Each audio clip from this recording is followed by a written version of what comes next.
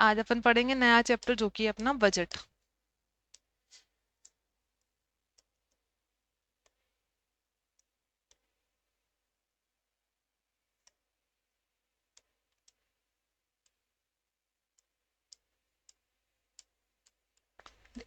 देखिए budget word आपने अपने आसपास बहुत बार सुना होगा, ठीक है। हम घर में ही बजट बनाते हैं ना, तो इकोनॉमिक्स के जो सारे कंसेप्ट हम अपने आसपास देख सकते हो। सबसे पहले अपन इनका अपनी डेली की लाइफ में मतलब देखते हैं कि डेली की लाइफ में बजट का मतलब क्या होता है। देखिए बजट वो हर पर्सन बनाएगा जिसकी इनकम क्या है, लिमिटेड।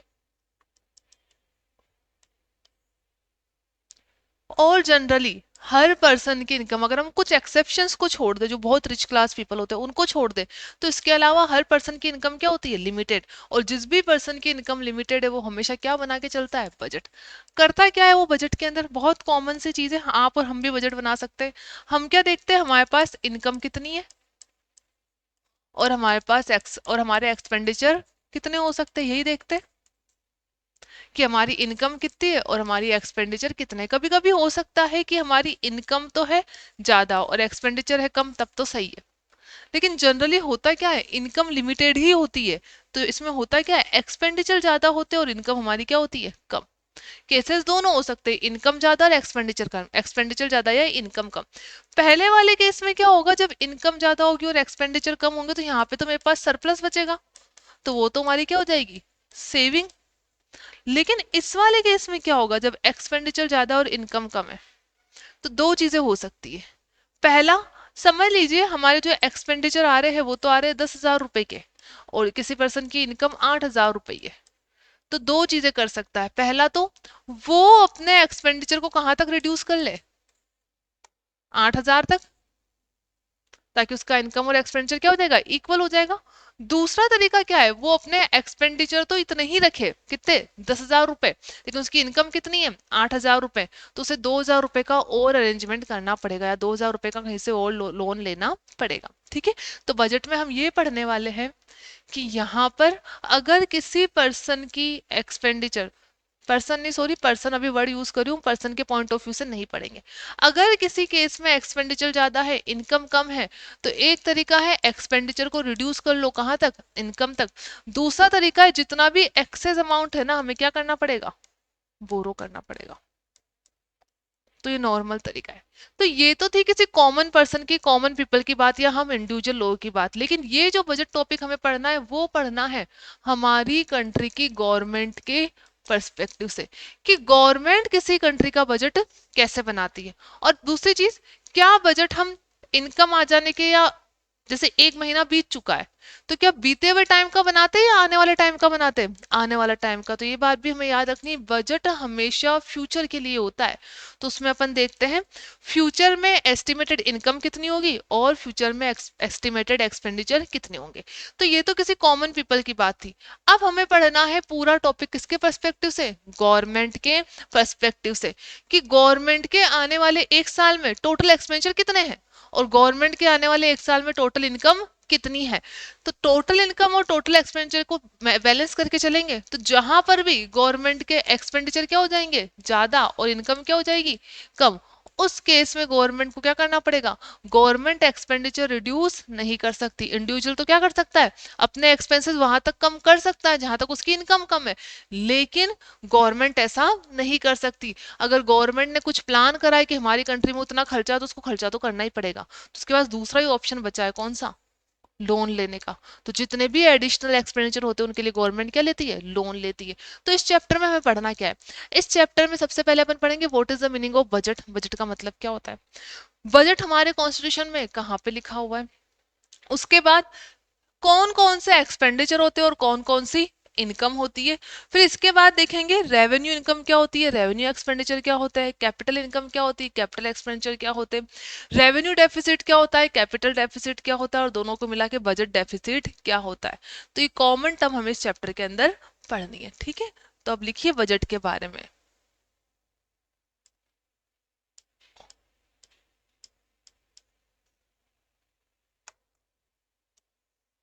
देखिए हमारा जो कॉन्स्टिट्यूशन है, कॉन्स्टिट्यूशन के बारे में आपको थोड़ा बहुत पता होगा ना, पता है ना कॉन्स्टिट्यूशन, कि हमारी कंट्री को गवर्न करने के लिए एक बुक है कि कोई भी लॉ उस बुक को सुपरसीड नहीं कर सकता, उसको अपन कॉन्स्टिट्यूशन बोलते हैं।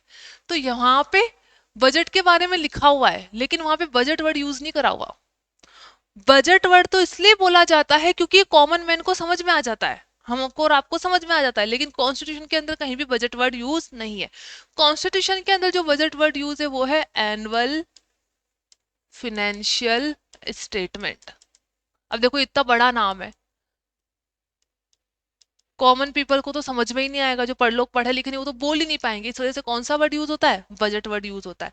इसलिए हर जगह आपका जो भी टॉपिक होता है वहां पे बजट ही वर्ड बोला जाता है। और गवर्नमेंट भी जब पार्लियामेंट में प्रेजेंट करती है, फिनेंस मिनिस्टर इसको प्रेजेंट करते हैं, तो वो भी क्या बोलते हैं, हम बजट प्रेजेंट कर रहे हैं, annual financial statement word use नहीं करते। लेकिन हमारे कॉन्स्टिट्यूशन के अंदर कहीं पे ही बजट वर्ड यूज नहीं है। कौन सा वर्ड यूज है, एनुअल फाइनेंशियल स्टेटमेंट। तो सबसे पहले लिखते हैं इसके बारे में, बजट का मतलब, budget means statement of estimated expenditure. Budget means statement of estimated expenditure and estimated income of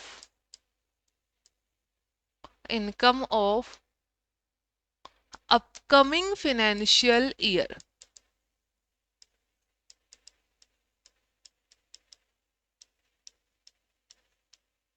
upcoming financial year, जैसे अपकमिंग फाइनेंशियल ईयर का मतलब क्या हुआ, अभी जो आपका बजट आता है उसका मंथ सुन लीजिए।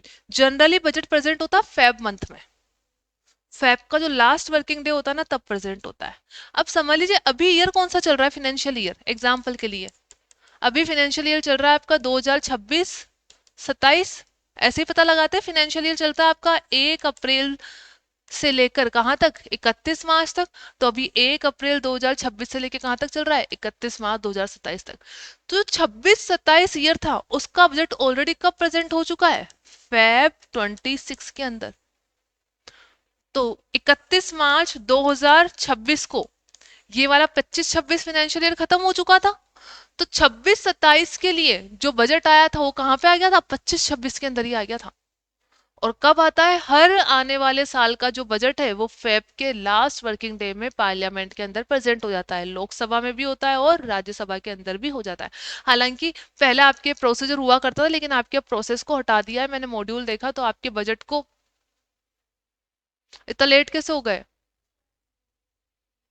क्या, चलो बैठिए अभी तो।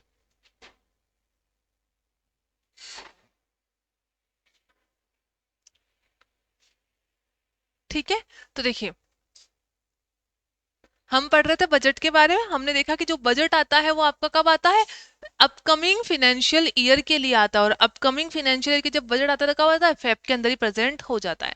ठीक है, तो अपकमिंग फाइनेंशियल ईयर मतलब लिखिए,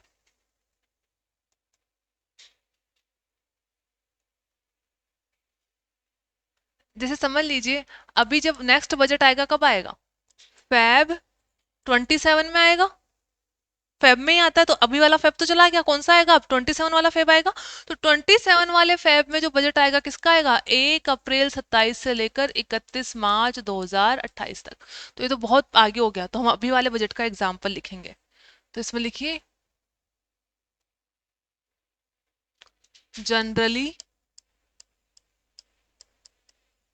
बजट इज प्रेजेंटेड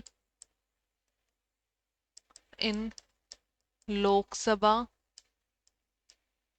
लोकसभा को अपन दूसरा वर्ड यूज करते हैं, अपने लॉ में भी अगर आपके होगा, लॉ में आपके कॉन्स्टिट्यूशन है क्या, थोड़ा पढ़ा उसमें, लोकसभा को क्या बोलते हैं आप, लोअर हाउस बोलते हैं, है ना। मुझे नहीं पता आपके उसके अंदर है या नहीं है, ठीक है। और budget generally budget is presented in Lok Sabha, इसको क्या बोलते हैं, लोअर हाउस। और एक और होता है जो होती है राज्यसभा, उसको क्या बोलते हैं, अपर हाउस। पार्लियामेंट के दो हाउसेज है, लोकसभा और राज्यसभा। लोकसभा को बोलते हैं लोअर हाउस और राज्यसभा को बोलते हैं अपर हाउस। लोअर हाउस क्यों बोलते हैं? देखो, ये अच्छा, ये तो आपके लॉ में वैसे भी होगा, हालांकि आपके इलेक्शन नहीं होगा। जैसे समझ लीजिए, जब अपन पीएम को चूज करते हैं ना, एक तो होते हैं स्टेट के इलेक्शन, एक होते हैं सेंट्रल के इलेक्शन। जब सेंट्रल के इलेक्शन होते हैं तो किसको चूज करते हैं अपन? प्राइम मिनिस्टर को। लेकिन इंडिया में क्या हम डायरेक्ट पीएम को वोट देते हैं क्या? किसको वोट देते हैं? अपन देते हैं मल्टीपल कैंडिडेट्स को वोट। बहुत सारे कैंडिडेट होते हैं, उसमें पार्टीज होती है, बीजेपी का है, ये कांग्रेस का है, निर्दलीय, अलग अलग है, ठीक है। तो अपन डायरेक्ट पीएम को वोट नहीं देते, अपन मल्टीपल कैंडिडेट्स को वोट देते हैं। और इंडिया में शायद है 542, या मुझे एग्जैक्टली याद नहीं है, 543 सीट्स है। तो 542 या 543 मेंबर्स होते हैं जो अलग अलग एरिया से इंडिया में इलेक्शन लड़ते हैं, और ये मल्टीपल पार्टीज के होते हैं। तो जिस भी पार्टी को 50% से ज्यादा वोट मिल जाते हैं ना, वो पार्टी डिसाइड करती है पीएम कौन बनेगा। तो इंडिया में जो पीएम का इलेक्शन होता है वो क्या होता है? इनडायरेक्ट होता है। इनडायरेक्ट का मतलब हम वोट तो पीएम के लिए ही कर रहे हैं, लेकिन हम डायरेक्ट पीएम को वोट नहीं करते, हम अपने अपने एरिया के क्या करते हैं, मेंबर को वोट करते हैं। और जो इलेक्शन होते हैं उसमें आपने सुना बहुत बड़ा एमपी, इसको बोलते हैं मेंबर ऑफ पार्लियामेंट। तो जब भी पीएम के लिए इलेक्शन होगा, मेंबर ऑफ पार्लियामेंट को चूज किया जाएगा। और मेंबर ऑफ पार्लियामेंट में तो दो आते हैं, लोकसभा और राज्यसभा, लेकिन यहाँ पे कौन से इलेक्शन, कौन से की बात होती है? लोकसभा की। बिकॉज हम जिन पर्सन को चूज करते हैं वो कहाँ पे जाके बैठते हैं? लोकसभा के अंदर जाके बैठते हैं। और सबसे इंपॉर्टेंट हाउस किसी को बोला जाता है तो वो कौन सा होता है? लोकसभा। भले इसको लोअर हाउस बोला जाता है। लोअर हाउस का मतलब है यहाँ पे डायरेक्ट इलेक्टेड मेंबर बैठते हैं, और अपर हाउस जो होता है राज्यसभा, वहां पे डायरेक्ट इलेक्टेड मेंबर नहीं होते। इसलिए राज्यसभा के पास बहुत कम पावर होती है और लोकसभा के पास ज्यादा पावर होती है। तो हम जब पीएम को चूज करते तो मेंबर ऑफ पार्लियामेंट को चूज करते हैं। तो मेंबर ऑफ पार्लियामेंट को हमने चूज कर लिया, तो हमारे इलेक्टेड मेंबर कहाँ बैठे हैं? लोकसभा के अंदर। तो बजट प्रेजेंट कहाँ पे होता है? लोकसभा के अंदर। और बजट पे जो वोटिंग होती है वो भी कहाँ पे होती है? लोकसभा के अंदर होती है। और बजट की इंपॉर्टेंस इतनी होती है, अगर किसी भी पार्लियामेंट के अंदर, मतलब लोकसभा के अंदर, किसी भी नहीं, लोकसभा के अंदर अगर वोटिंग हो रही है और मेजोरिटी ऑफ परसेंटेज से ये बजट पास नहीं हुआ तो सरकार गिर जाती है। इसका मतलब सरकार को मेजोरिटी नहीं मिली हुई है, यही तो हुआ इसका मतलब। तो बजट का पास होना बहुत इंपॉर्टेंट होता है करंट गवर्नमेंट के रूल करने के लिए। और जनरली जो पीएम बने हुए, ऐसा तो हुआ नहीं आज तक कि बजट पास नहीं हुआ, क्योंकि जनरली जो पीएम बना है किस वजह से बना है? मेजोरिटी की वजह से बना है। तो पीएम की ही टीम, इसको बोलते हैं अपन मिनिस्ट्री, अभी पढ़ेंगे कि बजट को प्रेजेंट कौन करता है। पीएम के अंदर में एक कैबिनेट मिनिस्ट्री होती है, और कैबिनेट मिनिस्ट्री में बहुत सारे लोग काम करते हैं। उसमें जैसे आपका डिफेंस मिनिस्टर है, होम मिनिस्टर है, कॉर्पोरेट मिनिस्ट्री है, फिनेंस मिनिस्टर है, वो सब किसके अंडर में काम करते हैं? प्राइम मिनिस्टर के, इसके अंदर बोलते हैं कैबिनेट मिनिस्ट्री। तो बजट प्रेजेंट करने का काम कौन करता है? Finance ministry. हर डिपार्टमेंट का, हर मिनिस्ट्री का अलग अलग काम डिवाइडेड है। तो बजट बजट कौन करता है? Finance ministry. तो हमने देखा बजट का मतलब होता है जब भी गवर्नमेंट ये देखती कि मेरे आने वाले एक साल में कितने इनकम होंगे और कितने एक्सपेंडिचर होंगे, तो ये सबको बताना पड़ता है पार्लियामेंट में। पार्लियामेंट के थ्रू हम लोगों को बताना चाहती है गवर्नमेंट, क्योंकि इंडिया में डेमोक्रेटिक सिस्टम है। तो इंडिया में डेमोक्रेटिक सिस्टम है, तो गवर्नमेंट की कौन कौन सी इनकम होगी वो भी गवर्नमेंट को हमें बताना पड़ेगा, गवर्नमेंट कौन कौन से एक्सपेंडिचर करेगी वो भी हमें बताना पड़ेगा। इसलिए बजट अपने आप में होता है एक पब्लिक डॉक्यूमेंट, जिसके थ्रू हम ये समझ सकते हैं कि गवर्नमेंट की एक अगले साल में इनकम कितनी और एक साल में एक्सपेंडिचर कितनी है, ठीक है। तो यहाँ पे लिखिए, generally budget is presented in Lok Sabha lower house. It is presented, it is presented on last working days of, day of Feb month. Feb month के लास्ट वर्किंग डे के ऊपर प्रेजेंट होता है फॉर अपकमिंग फाइनेंशियल ईयर। तो जब Feb 2026 में budget आया था तो उसके लिए अपकमिंग फाइनेंशियल ईयर कौन सा हो गया था? 26-27। So in Feb 2026 budget was presented, budget was presented budget was presented for financial year 1st April 2026 to 1st April 2026 to 31st March 2027। Calendar year कौन सा होता है? जनवरी से दिसंबर, और फाइनेंशियल ईयर होता है अप्रैल से मार्च। ठीक है, अभी तो अपन बजट के बारे में नॉर्मल फैक्चुअल चीजें लिख रहे हैं, अभी तक तो अपन ने चैप्टर स्टार्ट ही नहीं करा है, सिर्फ समझ रहे हैं। नेक्स्ट लिखिए, बजट को प्रेजेंट कौन करता है? तो कौन प्रेजेंट करता है बजट को? फाइनेंस का काम है, तो कौन प्रेजेंट करेगा? Finance ministry. और फाइनेंस मिनिस्टर अभी हमारी कौन है? हाँ, गुड, निर्मला सीतारमण। तो लिखिए, budget is presented by finance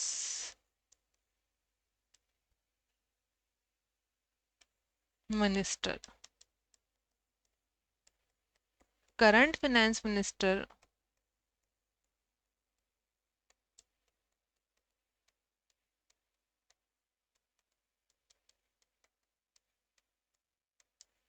current finance minister is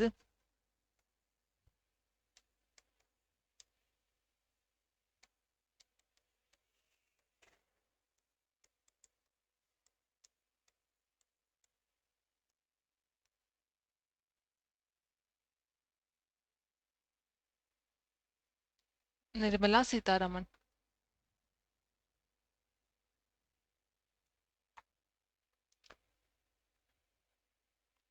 और बजट का कंसेप्ट आया कहाँ से? मतलब बजट वर्ड तो कंसेप्ट तो वहां यूरोप और इंग्लैंड से आया है, लेकिन हमें लिखना है कि जो बजट वर्ड है वो हमारे कॉन्स्टिट्यूशन में कहीं भी वर्ड यूज नहीं किया गया। मतलब सेंट्रल गवर्नमेंट को स्टेट गवर्नमेंट दोनों प्रेजेंट करते हैं। स्टेट गवर्नमेंट अपना बजट अलग से लेके आती है, सेंट्रल गवर्नमेंट अपना बजट अलग से लेके आती है। राजस्थान अपना बजट अलग से लाता है, और इंडिया का अलग से बजट आता है। तो हम जो चैप्टर पढ़ेंगे वो स्टेट के पॉइंट ऑफ व्यू से नहीं पढ़ेंगे, किसके पॉइंट ऑफ व्यू से पढ़ेंगे? अपन सेंट्रल गवर्नमेंट के पॉइंट ऑफ व्यू से पढ़ेंगे। तो देखिए, हमारे कॉन्स्टिट्यूशन के अंदर या गवर्नमेंट को बजट प्रेजेंट करना है, ये ड्यूटीज की अराइज कहाँ से होती है? हमारे कॉन्स्टिट्यूशन के अंदर। हमारे कॉन्स्टिट्यूशन में लिखा हुआ है कि हर फाइनेंशियल ईयर के लिए गवर्नमेंट को एक बजट प्रेजेंट करना पड़ेगा, लेकिन यहाँ पे बजट वर्ड यूज नहीं है। कौन सा वर्ड यूज है? Annual financial statement. तो लिखिए इसमें, इन आवर कॉन्स्टिट्यूशन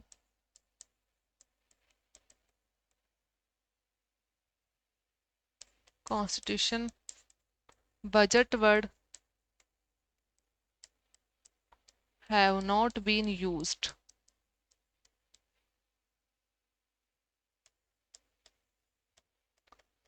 आर्टिकल 112, 112 के अंदर मेंशन है, article 112 says that government must present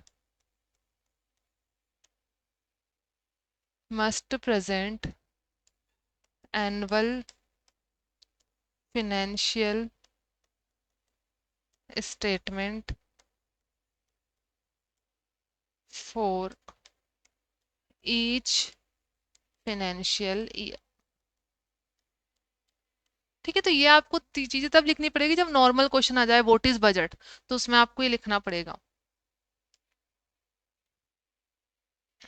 ठीक है, तो नॉर्मल फैक्चुअल चीजें हो गई, कब प्रेजेंट होता है और कौन से पीरियड के लिए होता है, और हमारे कॉन्स्टिट्यूशन में क्या लिखा हुआ है।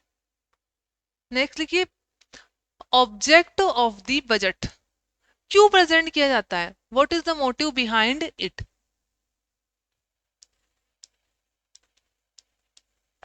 Object of the budget, first लिखिए सबसे पहले कि हमारी कंट्री के जो रिसोर्सेज है उसका अलोकेशन ठीक से हो जाए। तो लिखिए, for effective allocation of resource. इसको समझेंगे कि इसका मतलब क्या होता है? For effective allocation of resources, for the better performance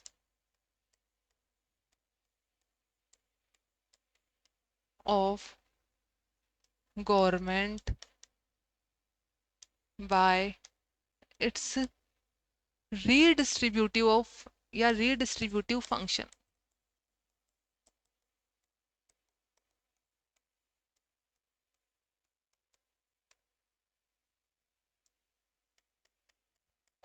for economic growth of the develop economic growth of the economy fourth for the development for the development of the people of the country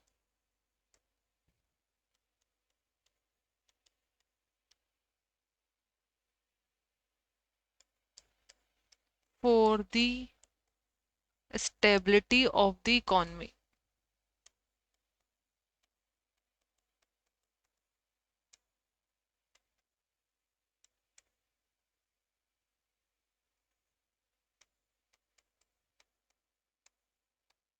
तो mainly यही 4 से 5 function होते हैं government के budget present करने के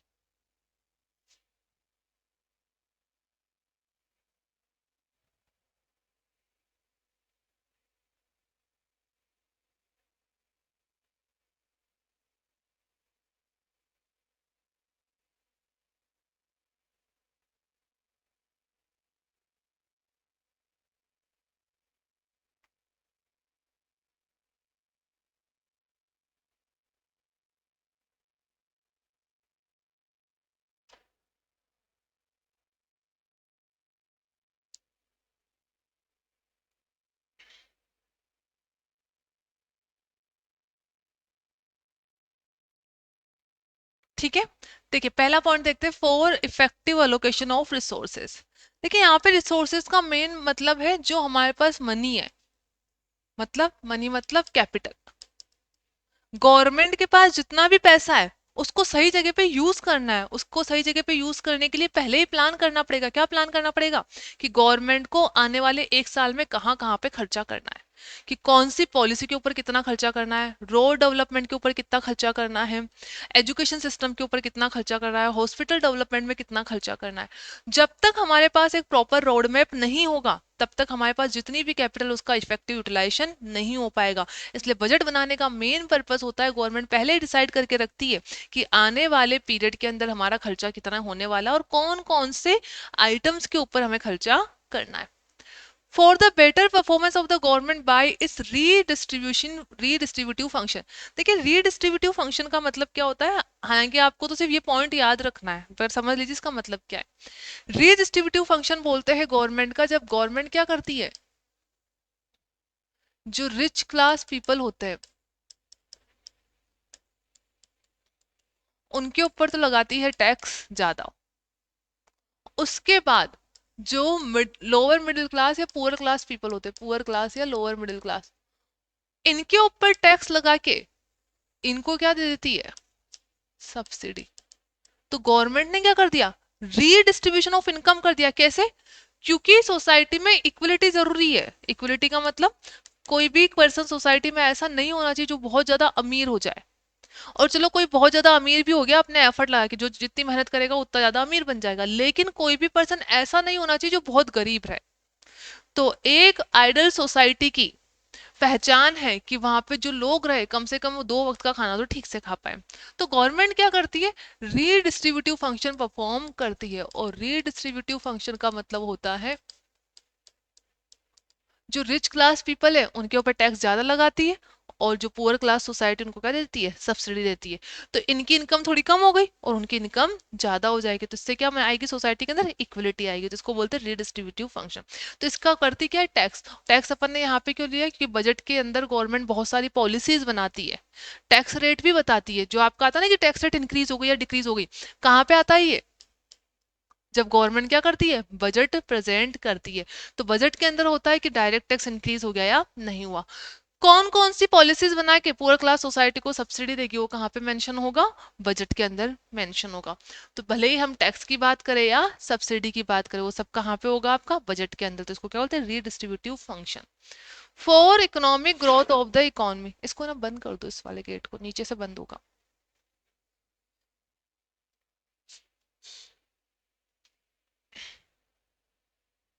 नीचे से बंद करो, बंद करो, खुल जाएगा वो वापस। ठीक है, for economic growth of the economy. अगर हमें अपनी इकोनॉमी को डेवलप करना है तो हमें खर्चा करना पड़ेगा इंफ्रास्ट्रक्चर डेवलपमेंट के ऊपर, हमें जनरेट करना पड़ेगा एम्प्लॉयमेंट। तो एम्प्लॉयमेंट जनरेट करने का तरीका गवर्नमेंट का क्या होता है, गवर्नमेंट इंफ्रास्ट्रक्चर डेवलपमेंट के ऊपर खर्चा करती है, जैसे रोड बनवा देगी, ब्रिज बनवा देगी, रेलवे ट्रैक्स बनवाएगी, हॉस्पिटल बनवाएगी, तो वहां पे लोगों की जरूरत पड़ेगी। गवर्नमेंट कंपनीज बनाएगी तो वहां पे लोगों की जरूरत पड़ेगी, तो इससे एम्प्लॉयमेंट इंक्रीज होगा। और जब भी एम्प्लॉयमेंट इंक्रीज होगा तो हमारी क्या होगी, इकोनॉमिक ग्रोथ होगी।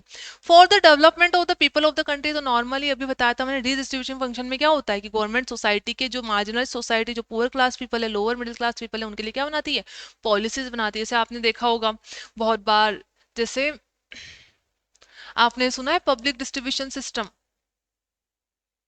क्या होता है इसमें, जो राशन की दुकान वाला कंसेप्ट है, कहाँ से आया है, यहीं से तो आया पब्लिक डिस्ट्रीब्यूशन सिस्टम। राशन की दुकान पे हर चीज सस्ती मिलती है, तो इससे क्या हो रहा है, वो लोग जो नॉर्मल आइटम्स अफोर्ड नहीं कर सकते, वो कहाँ से खरीदते हैं, राशन की दुकान से सामान खरीदते हैं। या आपने देखा होगा कि स्कॉलरशिप, और स्पेशली लड़कियों को तो स्कॉलरशिप ज्यादा मिलती है, ये भी क्या हो रहा है, हमारी इकोनॉमी में पीपल की ग्रोथ हो रही है। या जो बच्चे होते हैं चाइल्ड, उनके लिए बहुत सारे कंसेप्ट है, आंगनवाड़ी कंसेप्ट है, स्कूल में जाने से पहले आप उनको आंगनवाड़ी भेजिए, तो आंगनवाड़ी का खर्चा कौन उठाती है, गवर्नमेंट उठाती है। ऐसे वुमेन्स को लेके बहुत सारी पॉलिसीज है, ऐसे एंटरप्रेन्योर्स को लेके बहुत सारी पॉलिसीज है, ऐसे चिल्ड्रंस को लेके, स्टूडेंट्स को लेके बहुत सारी पॉलिसीज है। इससे एक्चुअल में होता है क्या है, हमारी कंट्री का डेवलपमेंट होता है। तो इन सारी पॉलिसीज के लिए खर्चा करना पड़ेगा ना, और ये खर्चा पहले से डिसाइड होता है, ऐसा नहीं कि गवर्नमेंट ने आज बोला कि हम ये स्कीम लॉन्च कर रहे हैं और इस पे इतना खर्चा होगा, ऐसा नहीं होता है। पहले से ही फंड अलोकेट होता है कि इस स्कीम के लिए इतना पैसा खर्च करना है। तो जितनी भी मिनिस्ट्रीज बनी हुई है, हर हर काम के लिए एक अलग मिनिस्ट्रीज है, तो जैसे डिफेंस पे इतना खर्चा करना है तो डिफेंस का फंड पहले से डिसाइड होगा। ठीक है, एजुकेशन सिस्टम पे इतना खर्चा करना है तो एजुकेशन मिनिस्ट्री ऑलरेडी वो डिसाइड करके रखती है। तो इसको बोलते हैं कि हमारी जो सोसाइटी उसका डेवलपमेंट होगा। For the stability of the economy, देखिए स्टेबिलिटी का मतलब होता है, स्टेबिलिटी मीन दो टर्म्स होती है, एक तो इन्फ्लेशन और दूसरा क्या होता है, डिफ्लेशन। इन्फ्लेशन का मतलब होता है जनरली प्राइजेस का इंक्रीज हो जाना। तो मार्केट में कंज्यूमर जितनी चीजें खरीदता है उसमें से मैक्सिमम चीजों की जब प्राइस इंक्रीज हो जाते हैं उसको क्या बोलते हैं, इन्फ्लेशन। और जब प्राइस डिक्रीज हो जाते हैं उसको क्या बोलते हैं, डिफ्लेशन। तो बहुत ज्यादा इन्फ्लेशन होना भी अच्छी बात नहीं है, और प्राइजेस का बहुत कम हो जाना भी अच्छी बात नहीं है। देखिए प्राइस बहुत ज्यादा कब हो जाती है, पहली बात तो प्राइस ज्यादा हो जाने पे नुकसान किसका है, हमारा, कंज्यूमर का। समझिए एक ब्रेड का पैकेट अगर पहले 20 रुपए में मिल रहा था, 35 रुपए में मिलने लग जाए तो किसका नुकसान है, कंज्यूमर का। लेकिन सप्लायर को तो फायदा है, उसका तो प्रॉफिट ज्यादा हो रहा है, लेकिन यहाँ पे नुकसान किसको हो रहा है, कंज्यूमर को। डिफ्लेशन में समझ लीजिए एक 20 रुपए का पैकेट था, हमें 15 रुपए में ही मिल जाए तो हमें तो फायदा हो रहा है, लेकिन नुकसान किसको हो रहा है, सप्लायर को। इतना नुकसान हो रहा है कि वो बेचारा अपनी कॉस्ट भी रिकवर नहीं कर पा रहा। तो ना तो प्राइजेस का बहुत लो हो जाना अच्छी बात है, और ना ही प्राइजेस का बहुत हाई हो जाना अच्छी बात है। तो इन दोनों के बीच में, इन्फ्लेशन और डिफ्लेशन के बीच में होनी चाहिए स्टेबिलिटी। और ये स्टेबिलिटी कहाँ से आती है, जब गवर्नमेंट प्रॉपर बजट लाके मार्केट में मनी सप्लाई को कंट्रोल करती है। अब मनी सप्लाई आपके सिलेबस में नहीं है, आप नॉर्मल टर्म ध्यान रखें। मनी सप्लाई का मतलब होता है लोगों के पास कितना पैसा है। अब समझिए मार्केट में अगर मनी सप्लाई ज्यादा होगी मतलब लोगों के पास पैसा ज्यादा है, और जब भी लोगों के पास पैसा क्या होता है ज्यादा, तो डिमांड क्या करते हैं ज्यादा, और जब डिमांड बहुत ज्यादा हो जाती है तो प्राइजेस क्या हो जाती है, ऑटोमेटिकली हाई हो जाती है। तो जब भी इन प्राइजेस को कम करना होता है, गवर्नमेंट इस डिमांड को कम नहीं कर सकती, वो किसको कम करती है, मनी सप्लाई को। और मनी सप्लाई को कम करने का तरीका क्या है, टैक्स रेट बढ़ा दो, तो मनी सप्लाई क्या हो जाएगी, कम, बिकॉज पैसा किसके पास चल जाएगा, गवर्नमेंट के पास चल जाएगा। या और भी कोई दूसरी पॉलिसीज यूज कर सकती है जिसका डायरेक्ट इम्पैक्ट किसके ऊपर पड़े, मनी सप्लाई के ऊपर। तो मनी सप्लाई कम तो डिमांड कम, और डिमांड कम तो प्राइस क्या हो जाएगी, कम। ठीक है, दूसरा केस डिफ्लेशन कब होगा, डिफ्लेशन उस सिचुएशन में होगा जब मार्केट में मनी सप्लाई बहुत कम है। लोगों के पास पैसा ही नहीं है। लोगों के पास पैसा नहीं तो वो क्या नहीं करेंगे, डिमांड ही नहीं करेंगे। जब मार्केट में डिमांड ही नहीं तो सप्लायर, सामने वाला पर्सन जितने भी रुपए में खरीदने आएगा उसको उतने में सेल कर देगा, तो प्राइसेस क्या हो जाएगी, बहुत लो। लेकिन इस प्राइस पे किसको नुकसान हो रहा है, सप्लायर को नुकसान हो रहा है। तो अल्टीमेटली फिर गवर्नमेंट करती क्या है, इस मनी सप्लाई को इंक्रीज करने की कोशिश करती है। तो टैक्स रेट कम कर देगी तो मार्केट में मनी सप्लाई क्या हो जाएगा, इंक्रीज हो जाएगा। तो स्टेबिलिटी का मतलब होता है ना तो इन्फ्लेशन होना चाहिए ना ही डिफ्लेशन होना चाहिए, दोनों में बैलेंस बना रहना चाहिए। तो मेन ये आपके बजट के फंक्शन थे या ऑब्जेक्ट थे। रटना नहीं है, सारी प्रैक्टिकल चीजें आप जब एग्जाम में क्वेश्चन आएगा तो अपने आप भी बना के लिख सकते हो इन चीजों को, ठीक है। चलो अब अपन को लिखना है, नेक्स्ट लिखिए।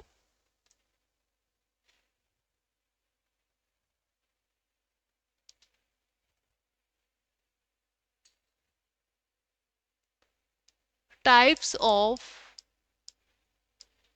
Budget deficit.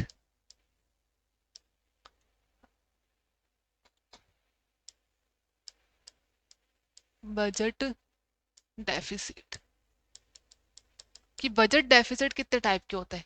टाइप जानने से पहले हमको जानना पड़ेगा मीनिंग ऑफ बजट डेफिसिट। सबसे पहले लिखिए बजट डेफिसिट क्या होता है। डेफिसिट का मतलब क्या होता है, कमी।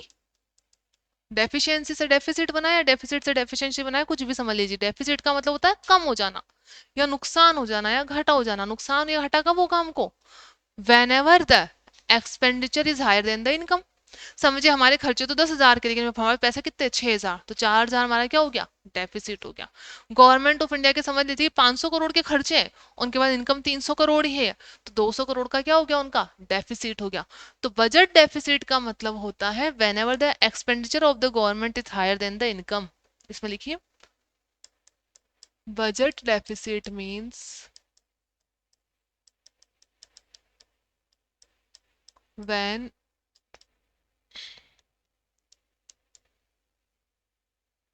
estimated income is higher than the estimated income is higher than the, sorry यहाँ पे एक्सपेंडिचर आएगा, इसको करेक्ट कर लेना। estimated expenditure is higher than the estimated income, ठीक है। तो बजट डेफिसिट होते हैं हमारे टू टाइप्स के, इसके बाद लिखिए two types.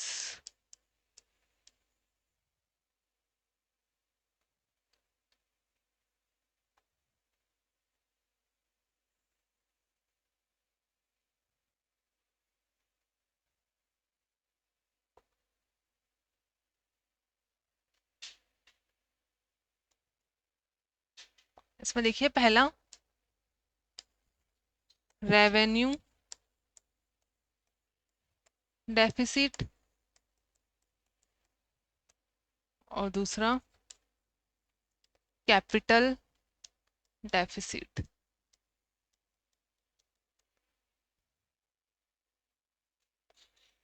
Capital deficit,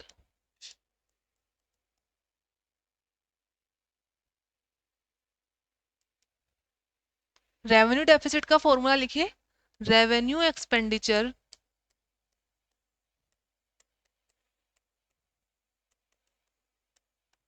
minus revenue income. और कैपिटल डेफिसिट का मतलब लिखिए capital expenditure minus capital income. तो हमें पढ़ना पड़ेगा पहले इन चारों को कि रेवेन्यू इनकम क्या होती है, कैपिटल इनकम क्या होती है, रेवेन्यू एक्सपेंडिचर क्या होते हैं, कैपिटल एक्सपेंडिचर क्या होते हैं। जब इन दोनों को उनका डिफरेंस ले लेंगे तो हमें पता लग जाएगा what is revenue deficit and what is capital deficit. Nagita आपने टेस्ट दिया था क्या नेशनल इनकम वाला।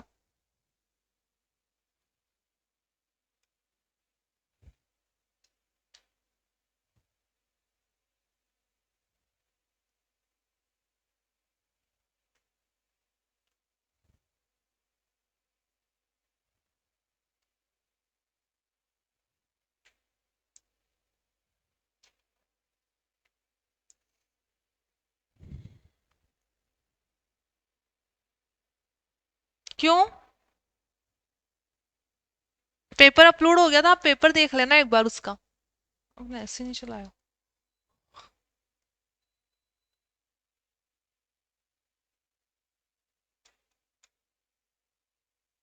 ठीक है।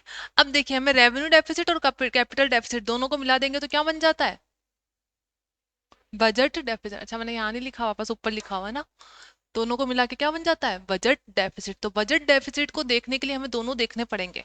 या तो हम डायरेक्ट, देखो एक फॉर्मूला और बन सकता है, जैसे बजट डेफिसिट का फॉर्मूला क्या बनेगा? एक तो बन गया revenue deficit plus capital deficit. एक ये भी तो हो सकता है, revenue expenditure plus capital expenditure minus revenue income plus capital income. That means total expenditure minus total income. किसका फॉर्मूला बन गया? Budget deficit. क्या? तो इसके नीचे लिखिए, सो बजट डेफिसिट। बजट का मतलब होता है टोटल का डेफिसिट। तो budget deficit is equals to total expenditure minus total income. ठीक है। दूसरा फॉर्मूला टोटल एक्सपेंडिचर में कौन कौन से आ जाएंगे? तो budget deficit is equals to, budget deficit is equals to, इसमें लिखे capital expenditure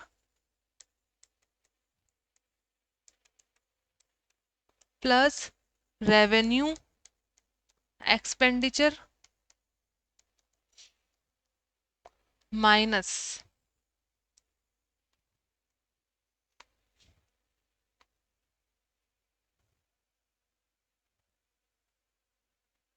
capital income plus revenue income. तो टोटल इनकम में से टोटल एक्सपेंडिचर को माइनस कर देंगे, या टोटल एक्सपेंडिचर में से टोटल इनकम को माइनस कर देंगे, तो वापस हमारा क्या आ जाएगा? Budget deficit.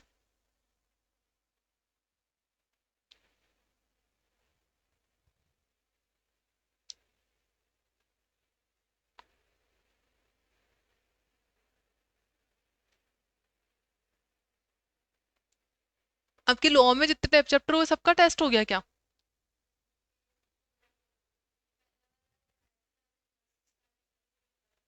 तो अभी तक उसमें कोई चैप्टर कंप्लीट नहीं है टेस्ट लेने के लिए ना? उसका टेस्ट नहीं हुआ ना अभी?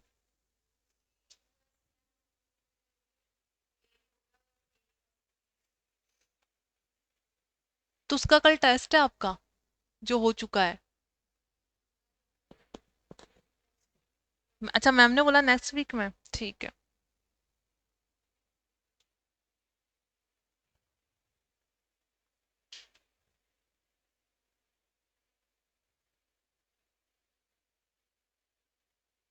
आपका मैंने ना लॉ ऑफ डिमांड के बाद डायरेक्ट नेशनल इनकम का टेस्ट लिया है, सप्लाई का नहीं लिया, और कंज्यूमर बिहेवियर का भी नहीं लिया है ना। आपने सप्लाई वाला पढ़ा है? हाँ। अच्छा ठीक है। कैसा हुआ आपका टेस्ट, कैसा हुआ नेशनल इनकम का? आते थे क्वेश्चन? लिख पाए? कौन सा?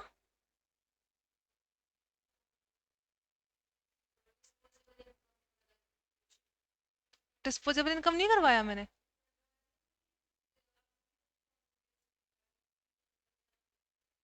हाँ तो कोई बात नहीं, फॉर्मूले को लाइन में भी तो लिख सकते हैं, disposable income is the income after deducting tax from the personal income, because tax is the, जैसे मैंने बोला था, because tax is the part of the government. तो उसको तो अपन खर्च नहीं कर सकते, बस ऐसे लिख देते और फिर फॉर्मूला लिख देते।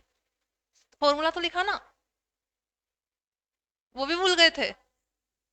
अच्छा कोई बात नहीं, वो तो मैं क्लास में करवा दूंगी। बाकी हो गए थे सारे क्वेश्चन? बाकी तो मैंने क्लास में करवाए थे, उसी टाइप के क्वेश्चन थे, ठीक है वो। चलो, अब देखिए इसके अंदर अपन को पढ़ना क्या है।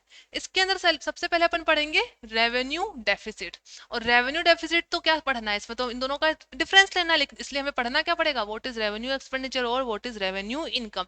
जब हमको रेवेन्यू एक्सपेंडिचर और रेवेन्यू इनकम का मतलब पता लग जाएगा, तो हम दोनों का डिफरेंस ले लेंगे, तो क्या देगा अपना? Revenue deficit. तो फर्स्ट हेडिंग डालिए revenue deficit.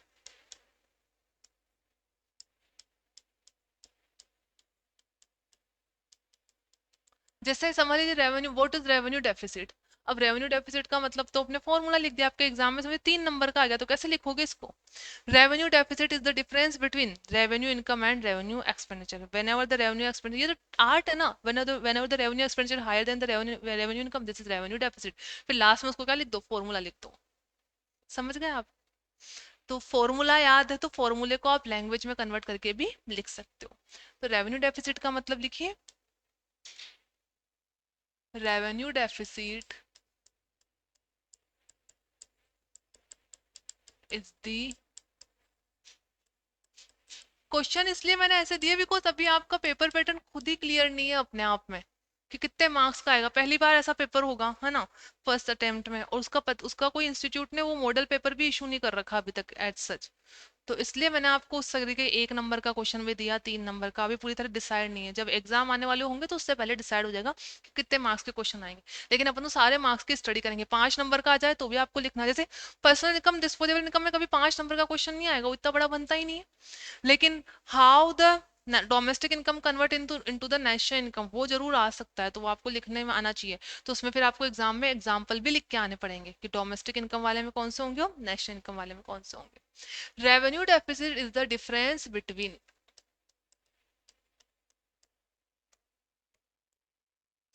Revenue expenditure and revenue income.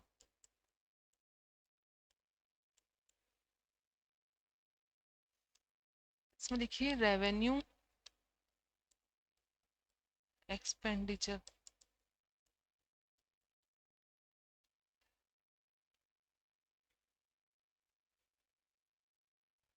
Revenue expenditure are, देखिए रेवेन्यू का मतलब क्या होता है, रेवेन्यू का मतलब होता है, आप वर्ड याद रखिए, रिकरिंग। और रिकरिंग मतलब होता है बार बार।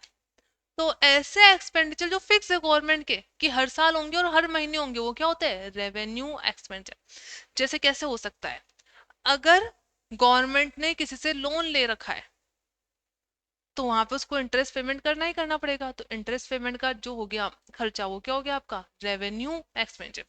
जो गवर्नमेंट कंपनीज होती है, किसी पर्सन ने उसके शेयर्स खरीद रखे तो उसको डिविडेंड पेमेंट करना ही करना पड़ेगा, तो गवर्नमेंट कंपनीज का जो डिविडेंड पेमेंट होता है वो भी क्या हो गया, रेवेन्यू एक्सपेंडिचर।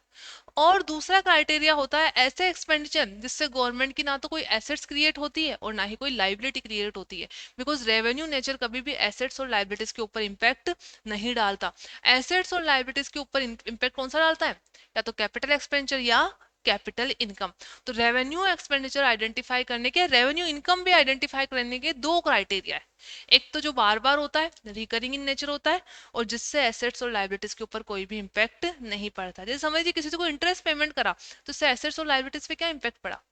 लेकिन अगर किसी को मैंने अपनी एसेट्स ही सेल कर दी तो मेरी एसेट्स क्या हो गई, कम हो गई।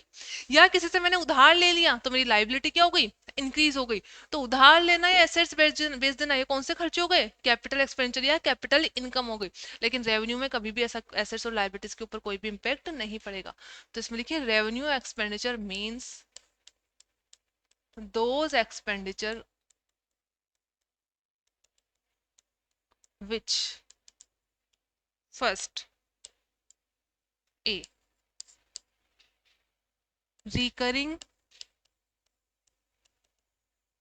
इन नेचर, रिकरिंग का मतलब है बार बार, रिकरिंग इन नेचर। और या तो ये हो सकता है, B does not impact any assets और लाइबिलिटीज।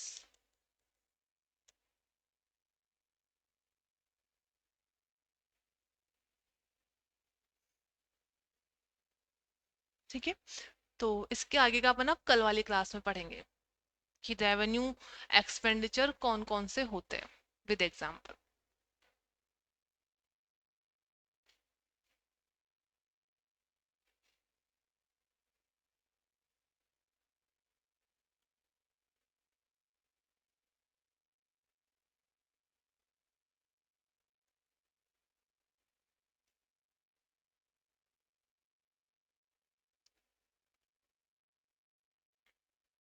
ठीक है, चलो बाकी का अपन ना कल पढ़ेंगे। नकिता क्लियर हो गया ना?